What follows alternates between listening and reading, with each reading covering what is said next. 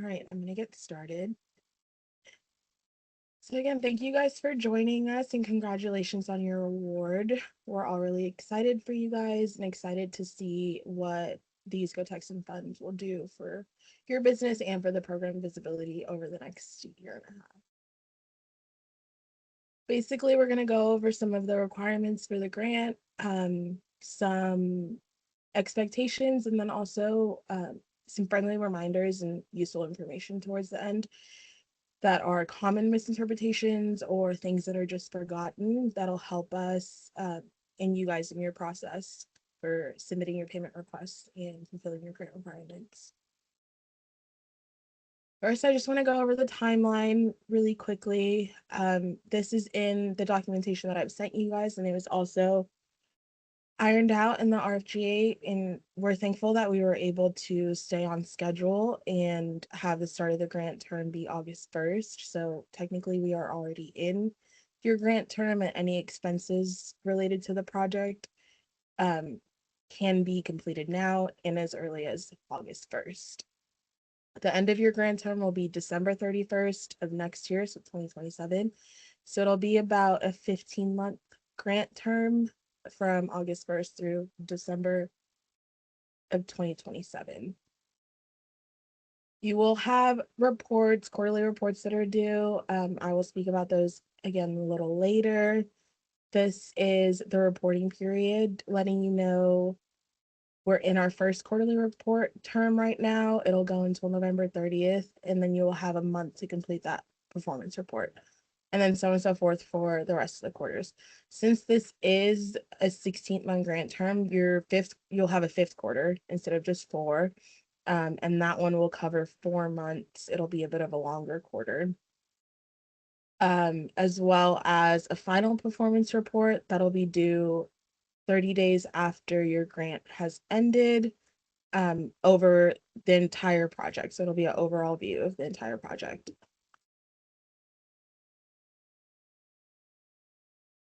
I wanted to talk a little bit about the processes that you may encounter and how to complete those and kind of who does them. So for payment requests, those are going to be completed through TDA Go, and I've already sent you guys out instructions for payment requests through TDA Go, excuse me. Step-by-step instructions of exactly what the portal looks like, also a video, which I think was going to be very helpful for everyone. It has our step-by-step instructions on how to initiate a payment request, what is needed, and how to submit that.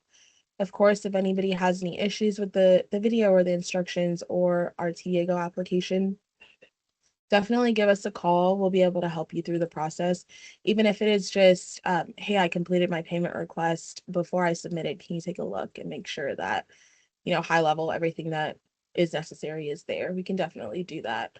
So I know a lot of you guys are first-time grantees, first-time awardees from TDA and using these applications for the first time. So we're not expecting you to be experts, but we do want you to come and ask us questions if there is any confusion.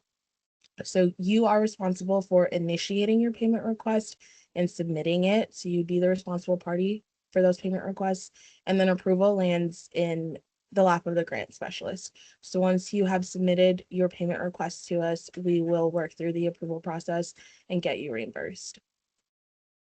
So for performance reports, those are going to be completed through Jotform. I'm sure a lot of you guys are aware of Jotform. It's kind of like, we'll send you a link in your email. It's an external website. You'll be able to answer the questions and then click a submit button. Very user-friendly, very intuitive, but we also have instructions on how to complete those performance reports that would be attached to your emails anytime we send out a link to complete that Jotform. You are the responsible party for completing that Jotform, and then again, our grant specialist here will approve those. If you find yourself throughout the grant term needing to make any changes to your approved project in forms of a project amendment or a budget amendment, if something comes up and you have a really good opportunity to attend a trade show, but you have some funds in online marketing and you want to move those funds over to go to this trade show, These are all things that are acceptable, and we will here at TDA review them and approve them if that is an approved expense, but we need you guys to let us know before you complete these activities. So it needs prior approval if you're making changes. So you could do that through email. So if you send Nicole or me an email and say, hey, I have this opportunity, or hey, this radio ad space is not working out. I want to pivot midway through your grant period. That's completely fine. You'll send us an email, let us know where you're trying to pull funds from and where you want those funds to go. And then we will initiate your budget amendment in TDA Go.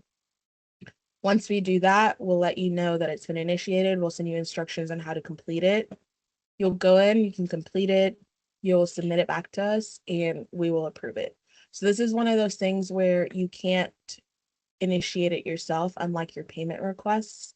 We will have to initiate those for you since they're case by case basis. So once we've prior approved it, we will initiate it, you can complete it, and then we'll approve it and make those changes to your budget. So for mark usage, we know that if you have not already incorporated the GoTexan mark into your brand, you will need to do so for the terms of the grant agreement. So if you guys are wanting to use the mark and you haven't before, or you're wanting to use it in a new way, you will send all of your mock-ups to us via email, and we will approve those via email as well. Those don't need to be done in TDA Go. Those can be done in email. So if you are wanting to download the mark, we want you to use the best, clearest version possible. There's mark usage guidelines on our GoTexan website, and there's also a downloadable file on the website as well. That'll be your best use to incorporate that mark. If you need help finding that, or you can't find it on the website, just send us an email and we'll get that to you. So for the reimbursement process, I know this is a big one. Obviously, we want y'all to be able to get paid and your grants processed. So we want these to be as good as they can be when they touch our desk so that we can accurately process them.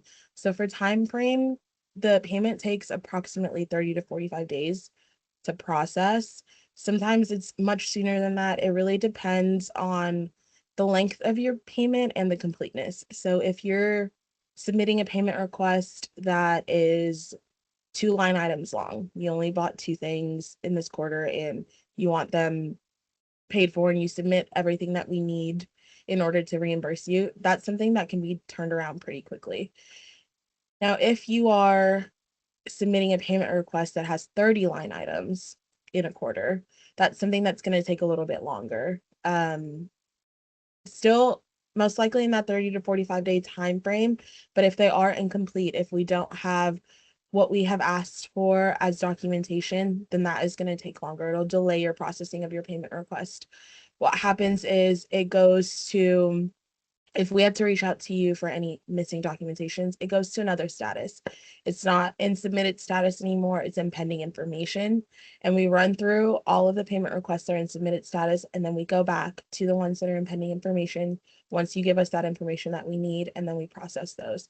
So we really want to make sure that your payment request is complete and accurate when it's submitted the first time, to make sure that you can get your funds as soon as possible and that our processing times stick to that time frame that we've told you about.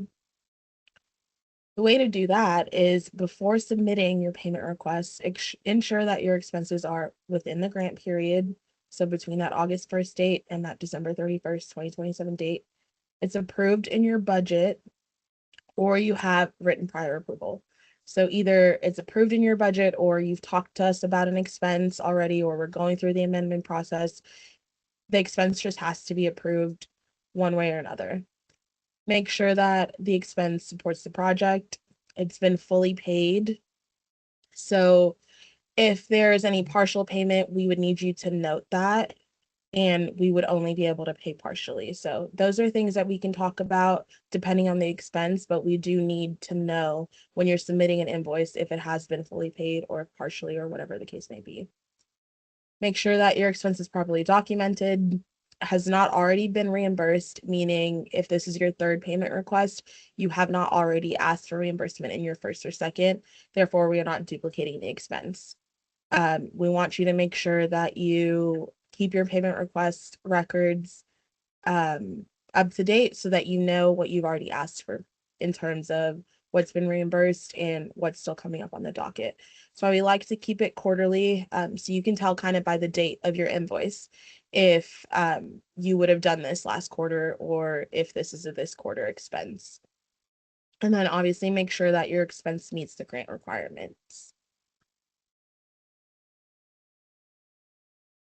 So like I said before, we want you to submit payment requests as every quarter at minimum, but if you need to request for reimbursement more frequently, you could do that monthly. So we don't want you to wait until the very end of the grant, come December 31st, and then submit payment requests that span August 1st, 2026, all the way through the next year. We want you to be up to date with your payment requests. If you're completing work in a quarter, you should be requesting for reimbursement in that quarter. Your final payment request, however, must be submitted within 60 days after the project or grant agreement ends. So by end of February or beginning of March, we need to have your final payment request. You can still spend funds all the way up until December 31st. So we're not expecting you to have closed an invoice on December 31st and already have submitted that payment request on the same day. We understand, some things take time to get your receipts back, finish those activities, etc. But the payments have to be closed. So the invoices have to be closed by December 31st, but you have 60 days after the project ends to submit for reimbursement.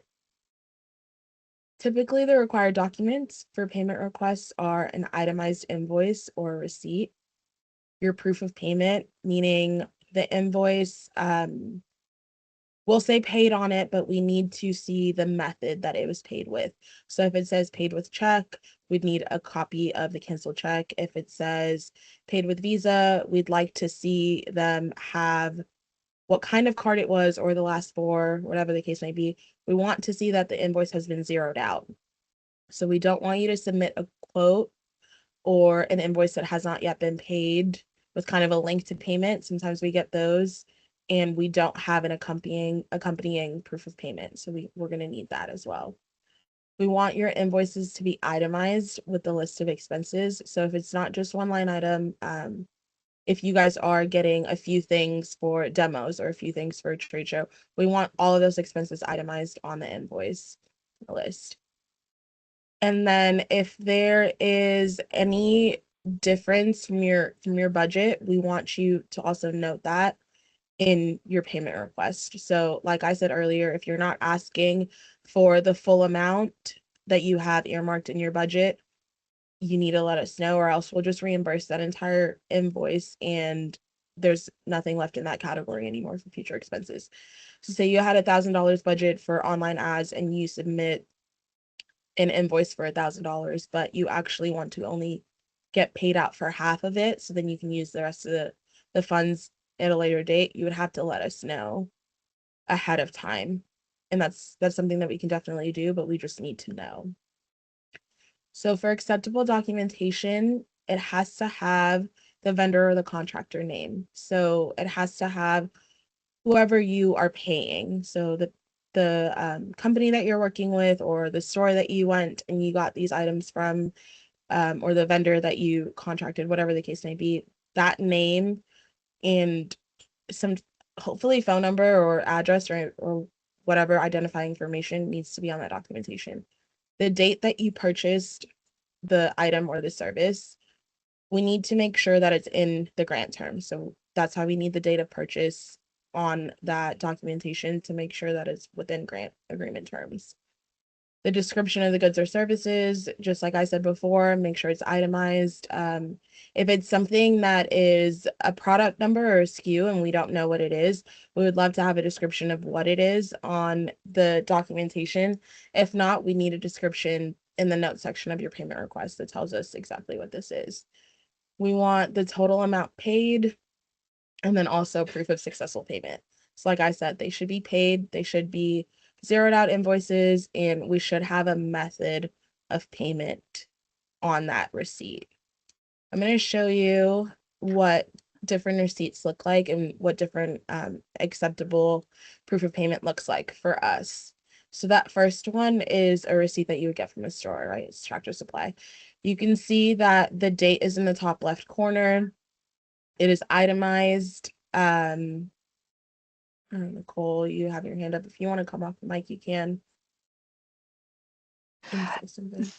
Yes, just real quickly. So when you guys are submitting your paperwork, the easiest way to look at it is if someone off the street looked at what you submitted, would they be able to easily tell and connect all the dots that this is what it's supposed to be for? Because in my most recent experience, that's the issue that I'm running into is people are giving me information, but it's not clearly connecting the dots. And so if this payment is subject to an open records request, they want to be able to look at it and see A plus B equals C. So when you're putting your stuff together, kind of think of it in that kind of context.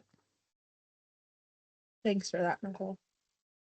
Yeah, so we have your date in your top left of that Tractor Supply receipt. We have the itemized invoice or the itemized receipt that says that, what this was for, what you bought.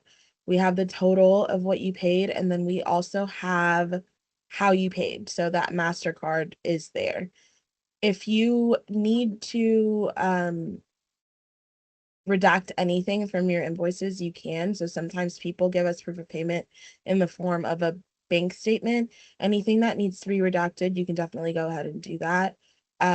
These receipts, uh, often you don't have to redact anything. We have redacted here, like the the vendor's information, just for clarity.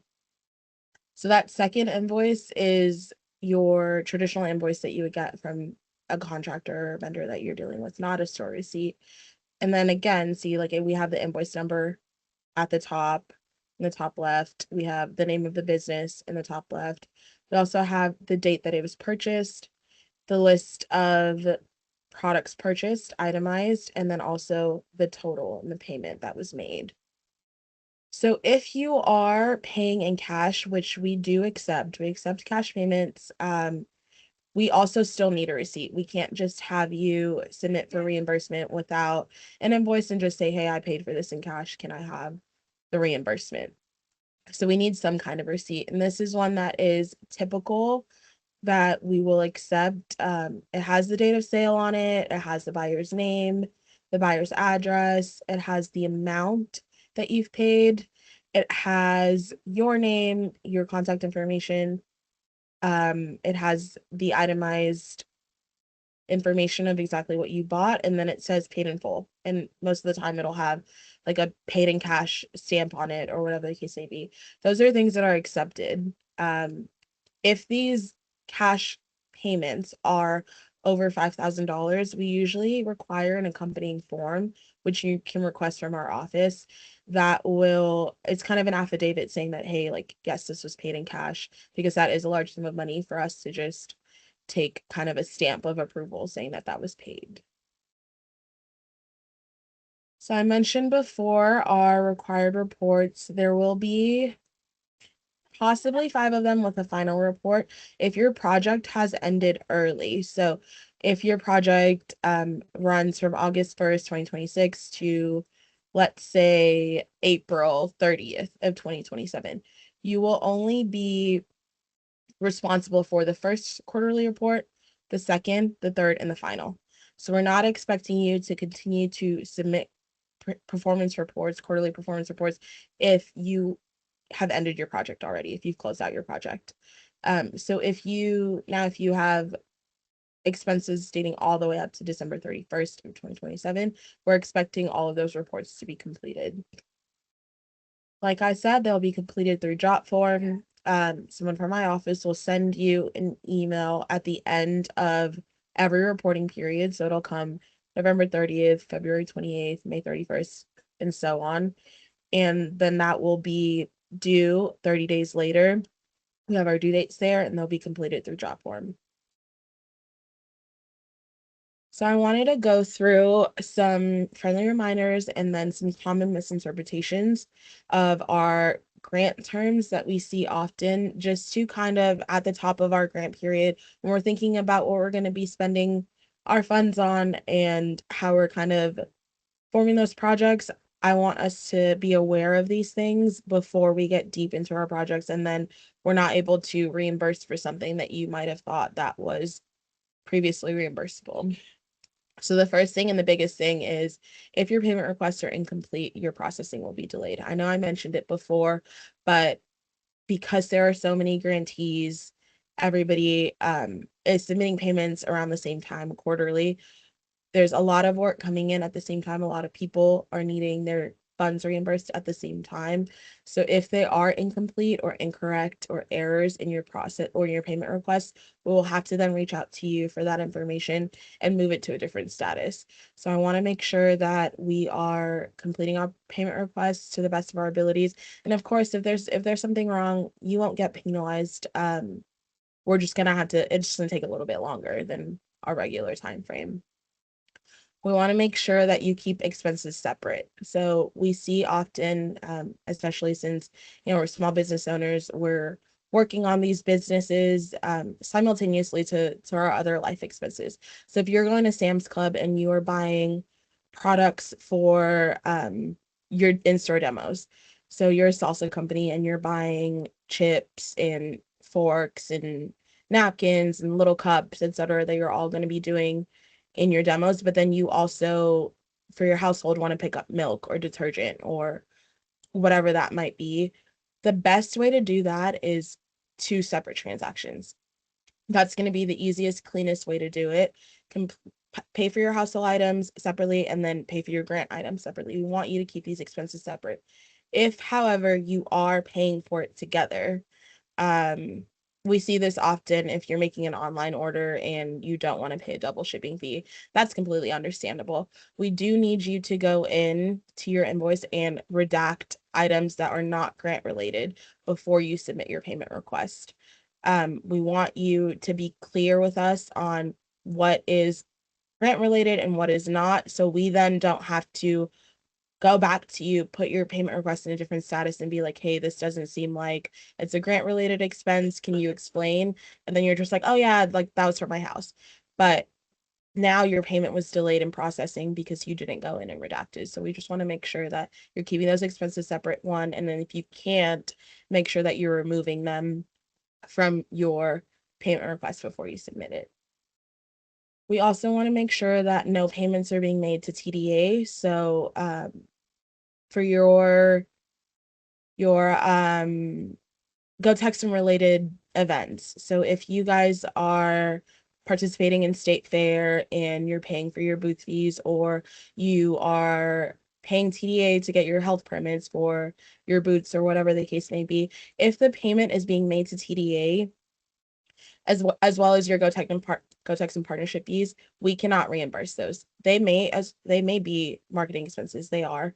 But because they are made to TDA, we cannot reimburse you for payments made to ourselves.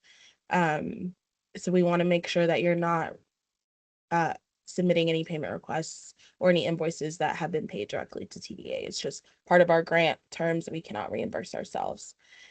If you are going to state fair, all of your other expenses can be charged to the grant. So your booth build up, your tables that you might take, your banners, your chips that you're bringing if you're a salsa company, etc. Those are things that we can reimburse. We just can't reimburse that fee that you paid to TDA to participate. Okay, and in terms of Context of Marketing Corporation versus what we call here cost of doing business, that's something that I want to touch on. A lot of the time, Go Text and Marketing Corporation looks like putting the mark on your labels that you are then putting in stores, putting your marks on your labels on your packages and on your bottles, and then putting those in stores. If you are already using the Go Text and Mark, your design is not changing, you're not incorporating the mark in a new way, that is considered cost of doing business. Printing of those labels and those bottles and that packaging is considered cost of doing business. If you are you have a label that you're using in stores already and it doesn't have the mark on it, and you would like to pay for your bottles to be relabeled and we're printing new labels that do have the mark, that's considered reimbursable in Code Text and Marking Corporation. So you have to think about it as, am I already doing this? Do I already have the mark on my projects? Am I changing the design? Those are kind of things that you'll need to think through before charging any printing of labels or packaging to this grant. And then labor costs is another one. We know that sometimes your employees are working on the weekends at your trade shows or at your in-store demos. If the employees are W-2 employees and they're on your payroll, they're not going to be able to be charged to the grant. So we cannot charge personnel to the grant. Now, if you're using a company that does in-store demos, you can't make it yourself. None of your employees can make it yourself, or it's just better for you guys and more cost efficient to hire a company that goes and sets up your demos and completes them in the stores. That's something that is reimbursed. The labor or the cost of the labor in that in-store demo, if that is not your employee and it's just a contractor, that's something that we can reimburse. So I just want to make that distinction, personnel versus contractor. Again, if you contracted somebody to do your marketing, um, say if they're managing your social media account for the year and you pay them monthly, they're not one of your employees. It's just a fee for social media management. That's something that we can also reimburse. We just want to make sure that we're separating personnel, W-2 employees from contractors and vendors, etc. Another one we see often is uniforms. I think it gets a little bit confusing because we do say that we will reimburse for t-shirts that are made for you to attend trade shows. So if you're taking 2 or 3 of your staff or however many staff you might take to your trade shows and you want to have everybody be easily recognized, have your brand be easily recognized if anybody has questions, etc. We will pay for you to get t-shirts to attend those trade shows so that all of your staff could be wearing the same things.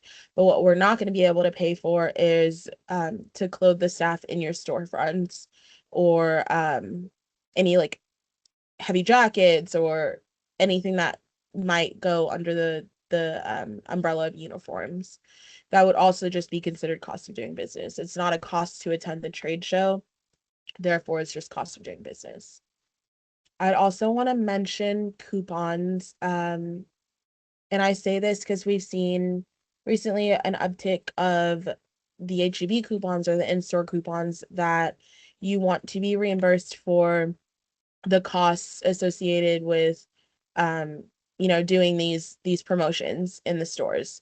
And if you're doing a buy one get one and you're losing the cost of that product of that get one, we want to be reimbursed. And that's just something that we can't reimburse. We can't reimburse you for your own product. So anything that you are doing coupon related will not be covered by the grant. But now if you're printing these coupons or if you're designing these coupons, those are things that we can reimburse for. So any marketing materials, if you're printing flyers that have the promotion that you're running on it, or if you're actually printing paper coupons that you're handing out at your events, etc., those are things that we can reimburse for. We just can't reimburse for any cost of product loss due to running the promotion.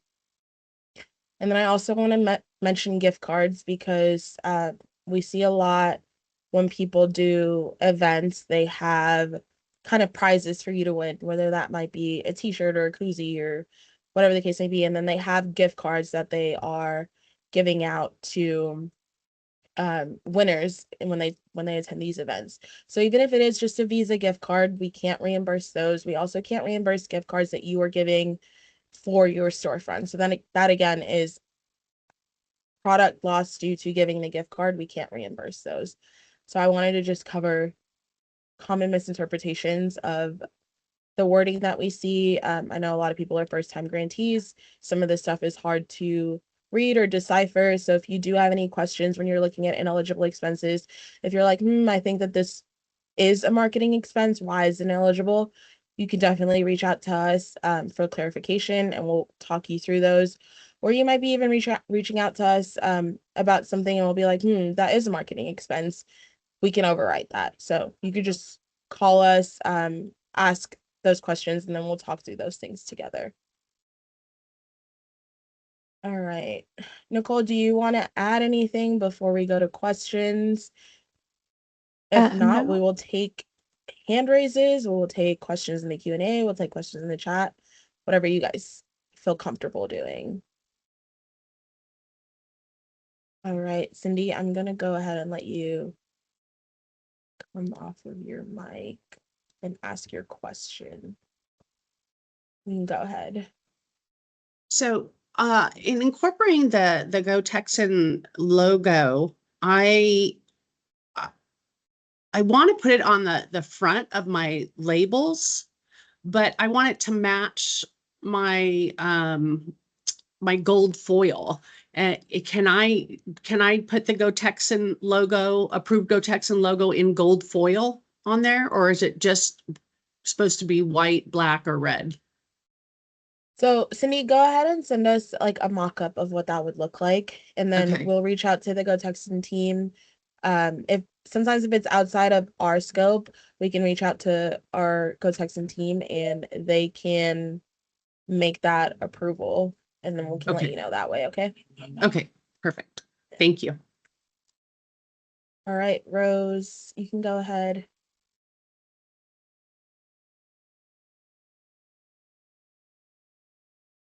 Rose, I don't know if your mic is off on your side, but I've went ahead and allowed you to come off of your mic, but we can't hear you.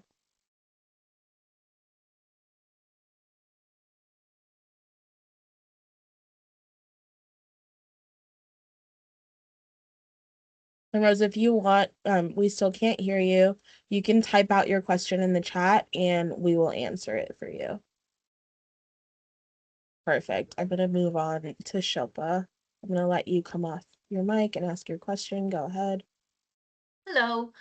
This is related to trade shows or farmers market type of events. So, if I sign up for these, which I commonly do, can I just do the same invoice like you showed us, or is there something different that pertains to being eligible for the Go Texan? No, so the invoice that you get from the trade show company is something that is acceptable. It doesn't have to be a special form, which I think is what you're asking. The invoice that you receive from them is usually itemized, usually has, you know, what exactly you're paying for, if it's the registration or the booth fee or whatever the case may be. And those are things that are an acceptable invoice from us. Got it. Thank you so much. I'm gonna go to the chat real quick to see Rose's question. Well, we have Jerry's question. Jerry, yeah, so you've asked what the right process is for reallocating your budget within your approved grant. Email us with your request, and then we will go ahead and initiate a budget amendment, and we can do that through TDA Go. We'll send you all of the instructions, whatever the case may be. But just go ahead and email us outlining what that request is, and we will work on getting your budget amendment situated. And then for Rose,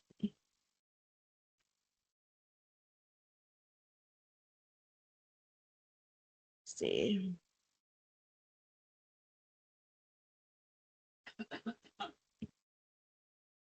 So Rose, I see your thing. It's kind of a standard agreement.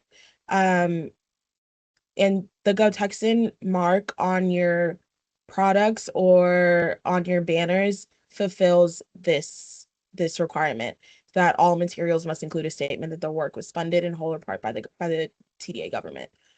So that Go Texan mark is going to fulfill this requirement. And then LaShan, what expenses can be allocated for in-store demos? So anything that you need for your demos is probably something that we're going to be able to allow, except the cost of your project or your product. So we won't reimburse you for any product that you used during the demo or gave away during the demo, but anything that you need for your demos, since everybody's business is so different, maybe you can reach out to us and let us know what you're thinking, and we can let you know if that's okay. But usually any expenses that are associated with your demos are considered allowable, except your product. And then Anisha, I'm gonna let you come off the mic before I answer the rest of the ones in the chat. So I see you've been waiting. So you can go ahead.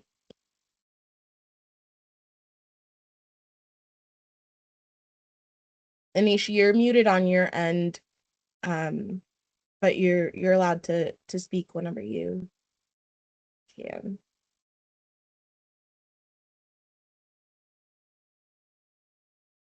Or if you want, you can just go into the chat and type your question. Casey,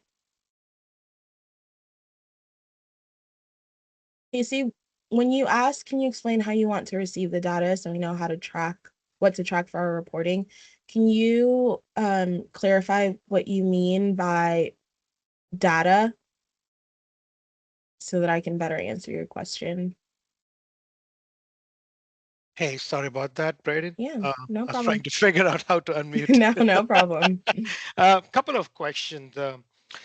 On the Go Text and Mark, we have existing products which those labels will not have the mark on it.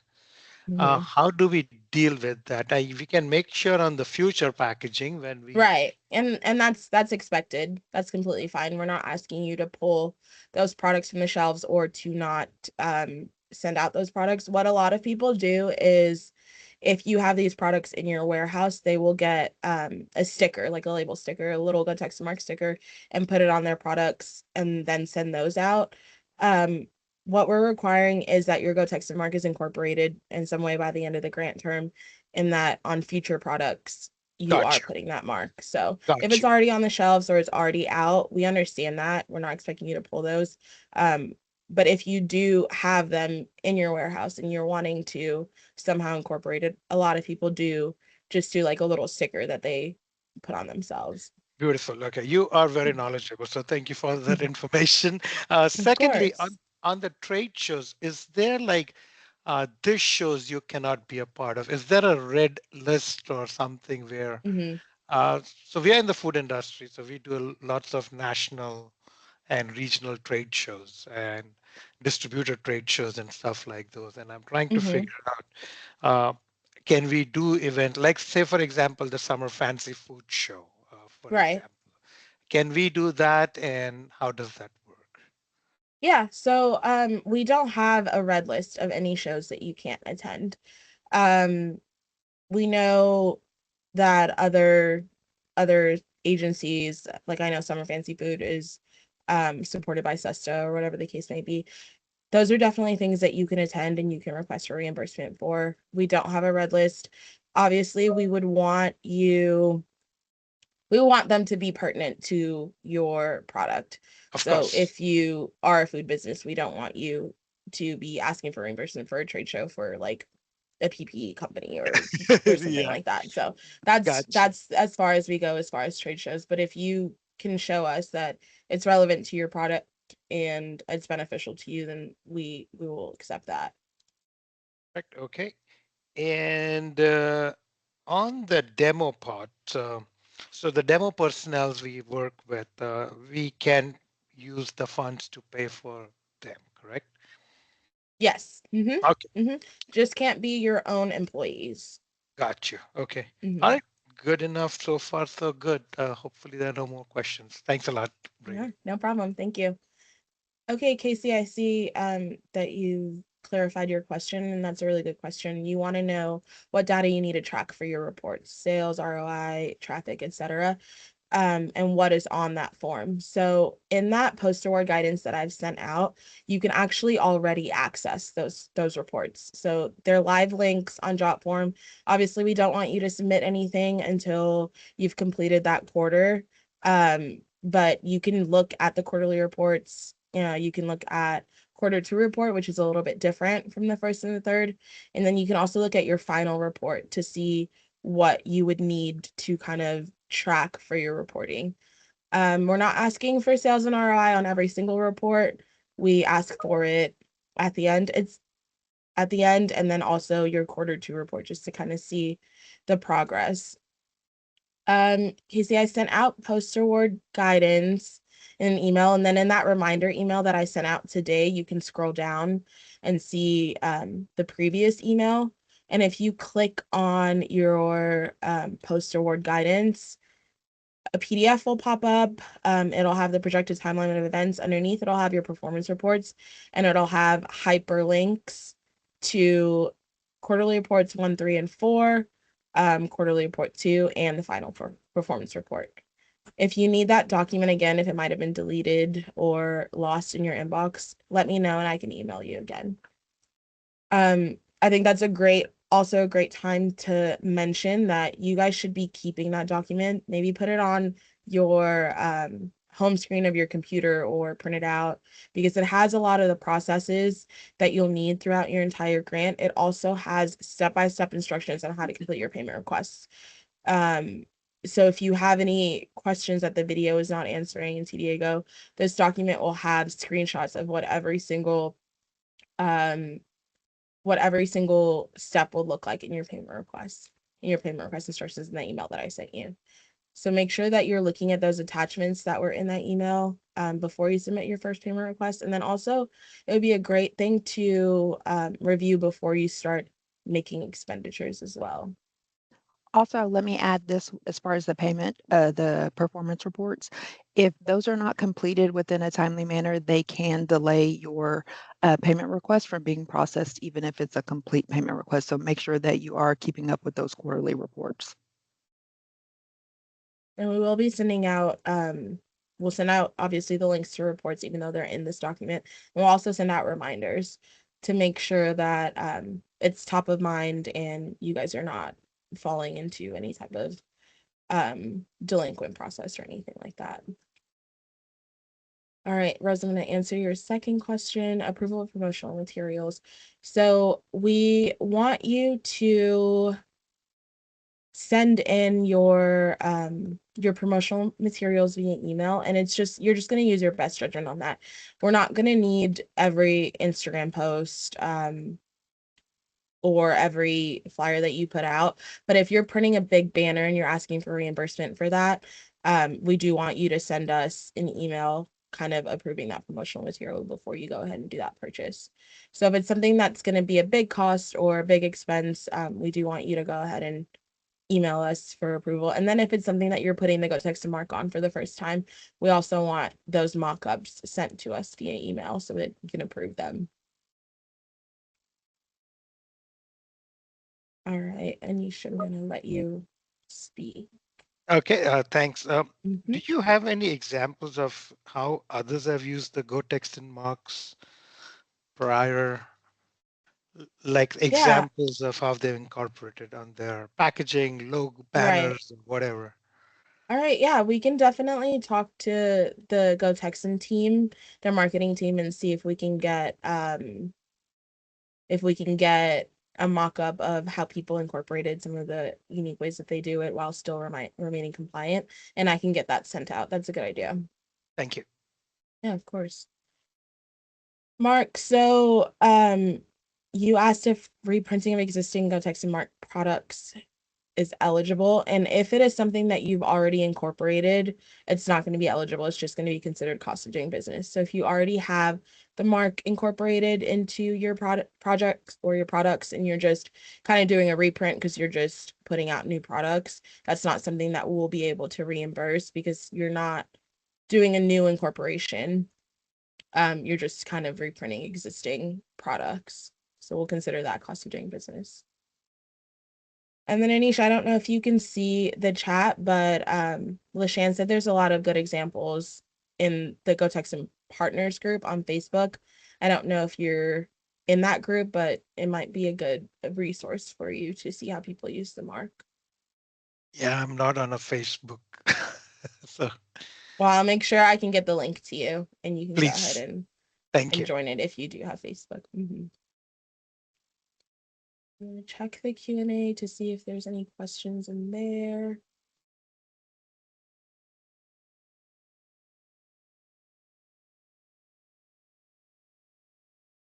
So Mark, I hope I answered your question about every project needing being sent for approval because of the go text mark. Yeah, I hope that that answered your question when I answered Rose's question. Use your best judgment. It doesn't need to be every Instagram post or every Facebook post. But if you are newly incorporating it in a big website design or a big campaign or big banners that you're printing or a billboard or something like that, we would like you to send a mock-up for prior approval. And then I have Jerry's question.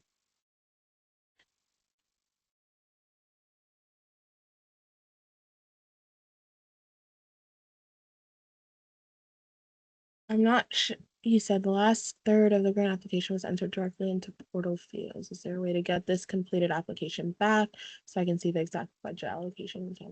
So you have access to your grant application. So that's to say to everybody, if you would like to see your budget, I know that this was a couple months ago when you guys were submitting these approved or these proposed expenses. So if you want to see your budget, you want to see the timeline that you proposed, you can see that in TDA Go.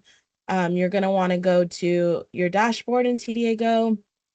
And then most likely there will be something under my tasks that will direct you to your grant. And if not, you can search your grant by going to searches, applications and grants, entering your grant ID. If you need help doing that, most of the instructions that I've sent you, the how to sign your grant agreement, the payment request one, that's the first step showing you how to navigate to your grant. So those are things that you can use, or you can call us and we'll walk you through it to get that first access into your grant. But you'll be able to see your budget and your timeline that you originally proposed and that was approved in that application.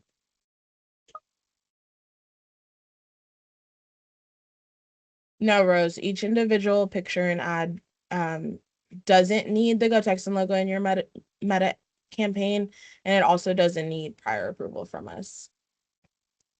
That's not it'll still be reimbursable per the grant terms, even if that's not on there. And thank you, LaShannon. Anish LaShannon put the link to the Facebook group in the chat for you to access. So that was very nice of you. Thank you for that. Thank you. If you guys have any other questions, feel free to ask them now, raise your hand, put them in the chat, or you can email us and we'll answer those.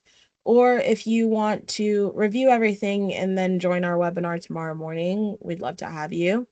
I don't get tired of talking to you guys and don't get tired of seeing y'all. So if you have any questions over the course of the evening or tomorrow that you want to ask us that you think might be beneficial to everyone, definitely you can ask that on our webinar tomorrow or just send an email. And I might add like an FAQ on our website of good questions that we received that you guys can also read through if you're unable to attend both sessions. So we appreciate your time and your attention to the grant. Again, congratulations. We're very excited to see what you guys will be doing in the next year. And yeah, we really do appreciate you guys. All right, thank y'all.